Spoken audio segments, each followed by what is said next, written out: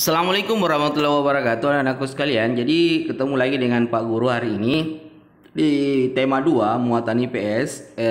Sekarang ini adalah materi kedua atau bagian kedua. Namun karena IPS itu materinya sedikit, jadi ini adalah materi terakhir untuk tema 2 ya. Jadi ini adalah materi terakhir untuk tema 2. Materi yang kita akan pelajari hari ini yaitu usaha di bidang jasa, menghargai kegiatan ekonomi orang lain, jenis usaha yang dikelola perorangan, dan jenis usaha yang dikelola kelompok. Kelas 5B masih tetap bersama dengan saya, wali kelas kalian, Muhammad Rizkal.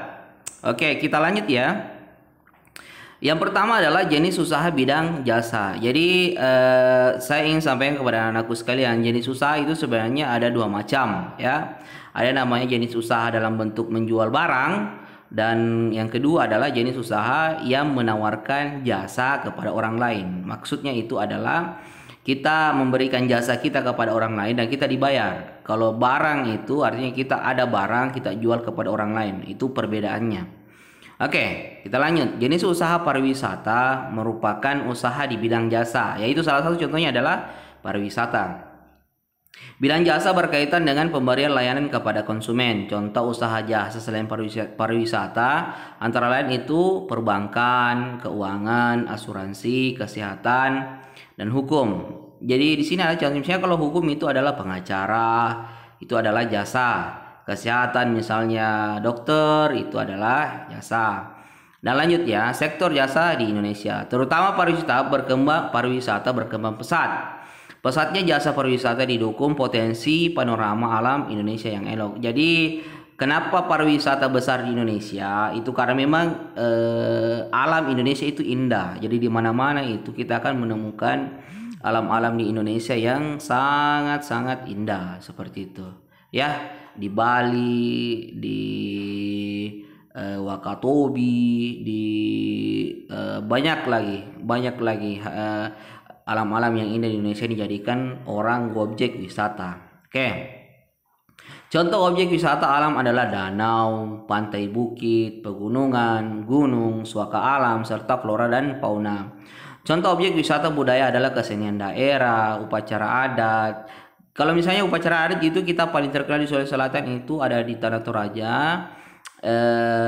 Yang upacara kematian itu, itu adalah salah satu upacara adat yang paling besar yang ada di Sulawesi Selatan dan sangat sudah terkenal di luar negeri.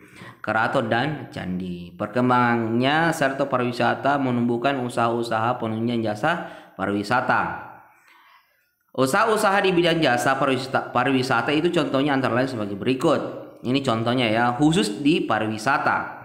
Satu, pengelola jasa penginapan, misalnya hotel, motel, wisma, dan losmen. Jadi kita menginap di hotel itu kita bayar karena ceritanya kita diberikan tempat untuk menginap namanya. Kemudian dua, usaha penjualan barang cenderamata dan souvenir. Sebenarnya begini ya, yang dimaksud di sini jasa itu bukan penjualannya, tapi membuat barang cenderamata dan souvenir ini. Itu jasa pembuatannya itu yang dimaksud dengan jasa. Oke. Tiga, penyedia jasa pemandu wisata atau tour guide ya, tour guide. Jadi biasa itu kalau kita biasa ada orang umroh, ada ustaznya, ada juga tour guide yang ada di Madinah itu yang menjelaskan ini tempat ini ya, itu namanya tour guide. Empat, penyedia jasa pariwisata dan transportasi, tour and travel. Oke, kita lanjut ya. Lanjut, menghargai kegiatan usaha ekonomi orang lain. Kegiatan ekonomi yang dilakukan setiap orang melibatkan orang lain.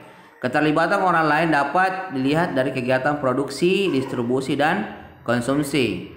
Pada kegiatan produksi, orang yang terlibat adalah tenaga kerja. Jadi produksi itu adalah membuat. Produksi itu adalah membuat barang. Jadi yang terlibat itu adalah tenaga kerja ataukah orang yang bisa membuat barang itu. Pemakaian tenaga kerja dimaksudkan untuk memperlancar kegiatan produksi. Jadi orang biasanya menggunakan tenaga kerja itu, semakin banyak tenaga kerja, makin produksinya itu makin lancar. Tenaga kerja akan memperoleh balas jasa dari produsen berupa upah. atau gaji dari produsen. Selanjutnya, barang hasil produksi akan disalurkan kepada konsumen dan masyarakat oleh distributor. Dari kegiatan penyaluran barang tersebut, distributor akan memperoleh keuntungan. Contoh distributor adalah agen, pedagang besar, dan pedagang eceran. Konsumen adalah pihak yang mengkonsumsi barang dan jasa untuk memenuhi kebutuhan hidupnya. Barang dan jasa diperoleh dari produsen secara langsung atau melalui perantara distributor. Oke, jadi begini ya, saya mau jelaskan sedikit. Ada 3 dalam usaha ekonomi, itu ada 3 sebenarnya tahap dalam proses penjualan barang. Yang pertama adalah produsen ataukah yang membuat barang, ya, yang membuat barang atau yang menghasilkan barang, itu namanya produsen. Asal kata dari produksi. Kemudian ada namanya selain produsen ada namanya konsumen. Jadi konsumen itu adalah kebalikan dari produsen. Konsumen itu adalah pemakai atau pengguna atau yang pembeli. Jadi produsen membuat, kemudian konsumen itu membeli atau menggunakan. Nah, di antara produsen dan konsumen itu ada namanya distributor. Distributor itu adalah penyalur. Jadi dari produsen ke konsumen ada namanya penyalur, namanya distributor. Seperti orang yang menjual itu, dia beli dari pembuatnya, kemudian dia dagangkan lagi kepada konsumen, itu namanya distributor. Gitu ya, kita lanjut. Ekonomi tersebut akan saling berhubungan membentuk arus diagram ekonomi. Coba temukan peran produsen, distributor, dan konsumen dalam perekonomian Indonesia. Ada banyak ya, ada banyak sekali. Selanjutnya, bahaslah bersama teman dan guru di kelas. Tapi ini tidak usah dilakukan ya, tidak usah. Ini bisa dilakukan jika kita sekolah biasa. Di sekolah ini adalah kerja kelompok sebenarnya, tapi tidak usah kita lakukan di sini. Lanjut, setiap pelaku kegiatan ekonomi memiliki peran masing-masing yang saling menguntungkan. Menurut kodratnya, manusia berperan sebagai makhluk sosial dan makhluk ekonomi. Sebagai makhluk sosial, manusia akan berhubungan atau berinteraksi dengan manusia lain. Itu namanya sosial. Hubungan antara manusia yang satu dengan manusia yang lain. Sebagai makhluk ekonomi, manusia akan melakukan kegiatan ekonomi dalam upaya memenuhi kebutuhan hidupnya. Jadi sebenarnya begini ya, setiap manusia itu memenuhi kehidupan hidupnya itu ada banyak cara. Salah satunya dengan berdagang. Ini yang dimaksud dengan kegiatan ekonomi. Dalam kehidupan sehari-hari, baik sebagai makhluk sosial maupun makhluk ekonomi, manusia hendaknya memiliki etika moral. Dengan etika moral, manusia dapat menghargai setiap kegiatan ekonomi yang dilakukan oleh orang lain. Jadi begini, jadi kita harus menghargai apapun kegiatan ekonomi orang lain. Sebenarnya begitu. Contoh, kita tidak boleh menganggap remeh misalnya ada seorang penjual ikan yang cuma menjenjakkan dagangannya itu dengan cara memikul kiri kanan. Kita tidak bisa, wah, kodong penjual ikannya, tidak boleh begitu. Kita bandingkan dengan misalnya penjual HP di toko, misalnya di MTC, tidak boleh begitu karena dia tetap adalah berdagang. Ya, jadi kita harus menghargai apapun dagangannya orang, apapun kegiatan ekonominya orang, kita harus tetap menghargai. Itu namanya etika moral. Oke, lanjut ya. Amatilah pakaian yang kamu kenakan. Bagaimana berlangsungnya proses produksi pakaian. Proses menghasilkan pakaian membutuhkan waktu yang lama. Untuk membuat pakaian produsen, pakaian membutuhkan bahan baku berupa kain dan benang. Kain dapat diperoleh dari perusahaan pemintalan benang. Bahan baku benang berupa kapas yang dihasilkan oleh perkebunan tanaman kapas. Jadi ini saling berkaitan satu sama lain, ya. Jadi saling menguntungkan dan saling berkaitan, saling saling melengkapi lah, seperti itu. Untuk menjadi benang, kapas dipintal terlebih dahulu, kemudian benang ditenun di pabrik tenun sehingga menjadi kain. Selanjutnya kain dapat dibuat pakaian oleh penjahit. Begitulah proses panjang produksi pakaian. Ini cuma pakaian saja, belum lagi yang lain. Ini baru satu contoh ya, seperti itu. Banyak pihak yang terlibat dalam proses produksi ini. Ada petani, tanaman kapas, pekerja pemintalan, penenun kain, penjahit, dan pengusaha garmen. Begitu panjangnya proses produksi ini, hendaknya kita perlu menghargai kegiatan usaha ekonomi orang lain. Jadi begitu ya, semua yang kita pakai itu sebenarnya sudah melalui proses pembuatan yang panjang dan sebenarnya banyak sekali tangan-tangan yang terlibat di dalamnya. Jadi mulai dari petani, pekerja, kemudian ilmuwan, itu semua masuk di situ. Nah, jadilah barang yang kita pakai sekarang, apapun itu. Oke, kita lanjut. jenis usaha ekonomi yang dikelola sendiri ataupun kelompok. Jadi sebenarnya begini ya, jenis usaha itu kalau dari segi pengelolaannya itu dibagi dua. Ada namanya dikelola sendiri oleh perorangan, ada juga yang dikelola oleh kelompok. Oke, amatilah kegiatan ekonomi di lingkungan sekitarmu. Bagaimana pengelolaan kegiatan ekonomi tersebut? Jika dicermati, kegiatan ekonomi tersebut ada dikelola sendiri, ada pun dikelola secara berkelompok. Oke, kita lihat di bawah ya. Yang pertama, jenis usaha ekonomi yang dikelola sendiri atau perorangan. Tahukah kamu apa saja jenis usaha ekonomi yang dikelola sendiri? Usaha yang dikelola sendiri disebut usaha perorangan. Usaha ekonomi ini memiliki modal terbatas dan biasanya dikelola secara sederhana. Seperti itu ya, jadi modalnya kecil, makanya biasanya dikelola oleh perorangan. Contohnya itu adalah misalnya usaha pertanian, biasanya perorangan dengan modal terbatas dan modal sendiri. Apalagi usaha perdagangan, misalnya pedagang asongan, pedagang keliling, itu semua adalah modal-modal kecil dan biasanya itu dikelola oleh mandiri atau perorangan. Usaha jasa misalnya fotokopi, bengkel, cukur rambut dan lain-lain sebagainya. Itu rata-rata usaha-usaha kecil. Tapi cukur rambut dalam arti kata itu adalah yang kayak Madura begitu ya. Karena ada juga cukur rambut itu sudah masuk perusahaan. Bukan itu yang dimaksud. Oke. Kemudian selanjutnya bagiannya industri kecil. Industri kecil yang dikelola perorangan merupakan industri rumahan. Contohnya usaha kerajinan tangan berupa pembuatan keramik, souvenir, tembikar, anyaman dan mebel. Dan masih banyak lagi, apalagi sekarang ini semakin hari semakin bertambah penjual-penjual online, menjual makanan secara online ya, seperti itu. Misalnya ada banyak misalnya penjualan online makanan seperti ayam goreng, ayam bakar, ikan goreng, seperti salah satu contohnya usaha-usaha kecil yang dikelola perorangan itu. Kalau misalnya di bidang ikan goreng itu misalnya ini ya, Happy Fish, itu ya salah satunya, dan masih banyak lagi. Oke, yang kedua usaha ekonomi yang dikelola kelompok. Jadi ada banyak usaha ekonomi yang dikelola oleh kelompok, artinya dalam bentuk skala besar. Dan modalnya juga biasanya dikelola secara bersama, apalagi pengelola maupun keuntungannya juga dikelola secara bersama.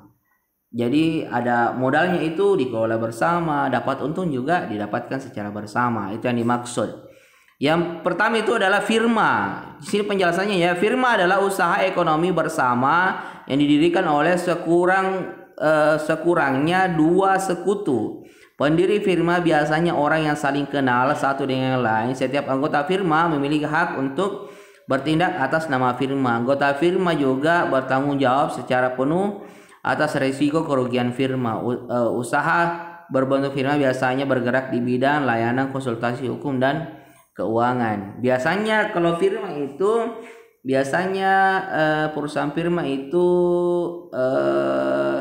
lembaga bantuan hukum ya, biasa seperti itu. Seperti juga kayak pengacara begitu, ada juga firmanya. Biasanya terdiri dari 2 pengacara atau 3 pengacara, seperti itu. Jadi dia bentuk firma. Jadi kalau ada orang yang butuh bantuan hukum, biasanya datang ke firma tersebut.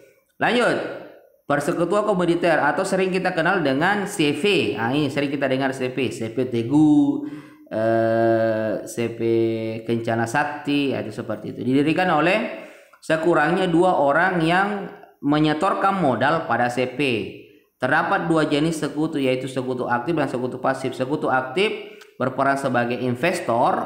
Investor itu adalah yang memberikan modal atau uang. Dan pengelola CP sekutu pasif berperan sebagai investor tanpa terlibat dalam pengelolaan CP. Jadi ada 2, ada investor langsung yang mengelola usaha itu atau CP itu. Ada juga investor yang sebenarnya dia cuma kasih uangnya saja sebagai investor atau penambah modal, tapi dia tidak masuk ke dalam usaha itu.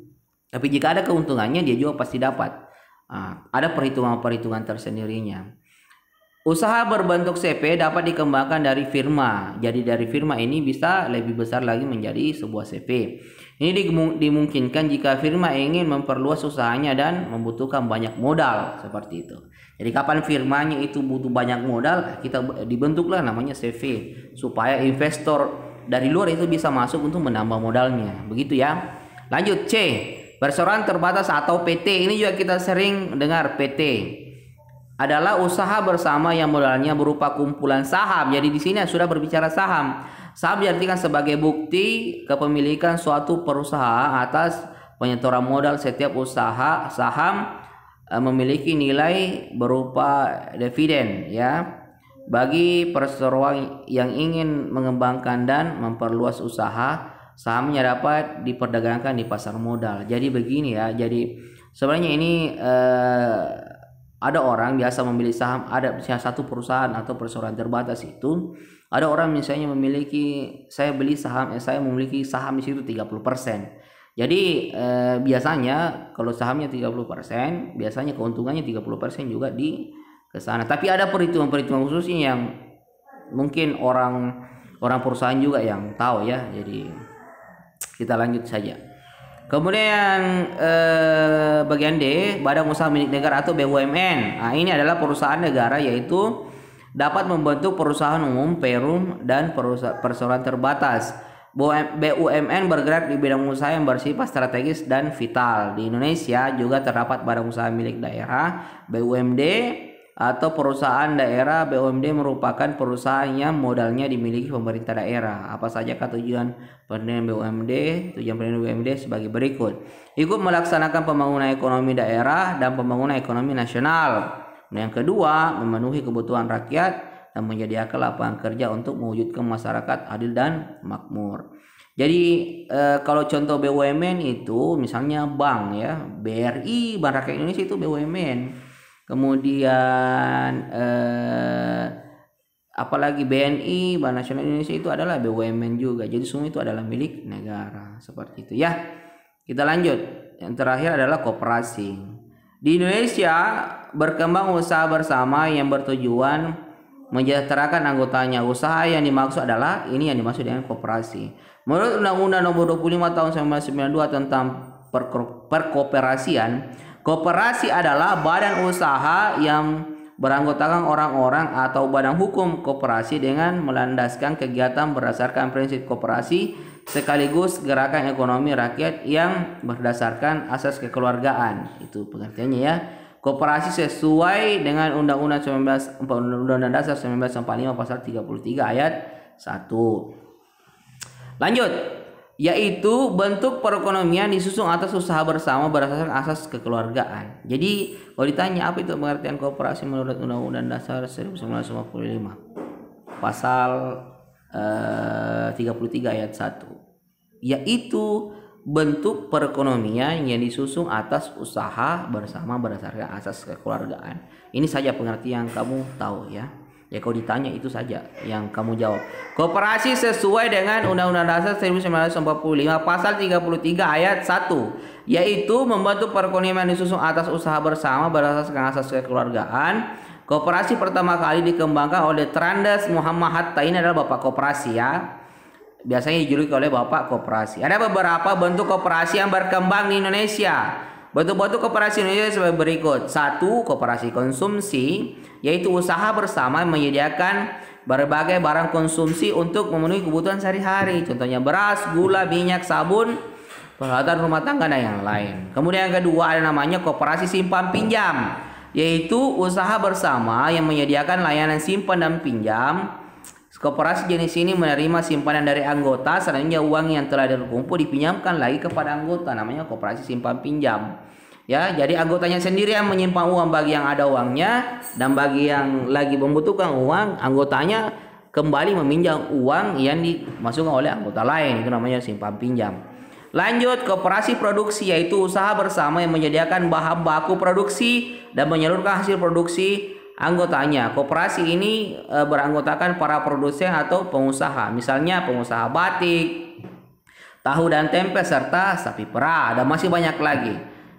Kemudian koperasi jasa yaitu usaha bersama yang menyediakan layanan atau jasa tertentu bagi anggotanya. Contohnya koperasi angkutan ya, seperti itu. 5. Koperasi serba usaha yaitu usaha bersama pengelola berbagai jenis usaha, misalnya penyediaan barang konsumsi, simpan pinjam, menyediakan bahan baku dan menyalurkan hasil produksi.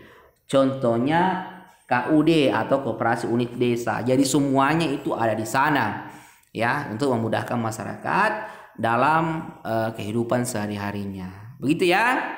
Jadi cukup sekian. Hari ini ada tugasnya. Setelah ini saya akan share tugas dalam bentuk Google Form. Jadi silakan diisi dengan baik, dijawab dengan baik. Itu akan jadi nilai untuk kalian. Wabillahi taufiq wal hidayah. Assalamualaikum warahmatullahi wabarakatuh.